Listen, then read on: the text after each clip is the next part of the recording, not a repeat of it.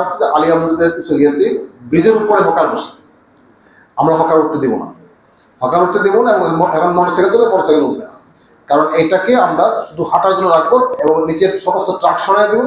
খাবারের যে দোকানগুলি, ফুচকার দোকান যেগুলি আছে, এইগুলি বিকাল 5টা থেকে 8-9টা পর্যন্ত থাকবে, যখন আসবে তো এক পাশে। এই জায়গাটা একদম বিনোদন কেন্দ্র হিসেবে তৈরি করবো, যাতে করে লোকজন এখানে এসে হাঁটতে পারে, ফ্যামিলি সহ ঘুরতে পারে, করতে পারে। তো এটা আমরা কাজ করছি।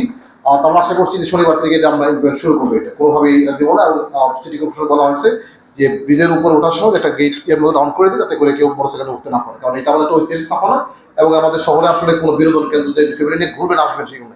তো এটাকে আমরা প্ল্যান করছি যে কিছু বিউটিফিকেশন করতে, যে কিছু ফুলের টপ টপ লাগিয়ে দিই, যাতে করে লোকজন আসতে ভালো লাগে। এটা তো আশা করছি এটা মানে শনিবার থেকে কাজ শুরু করলে ইনশাল্লাহ এটা ফলাফল আপনারা দেখতে পাবেন।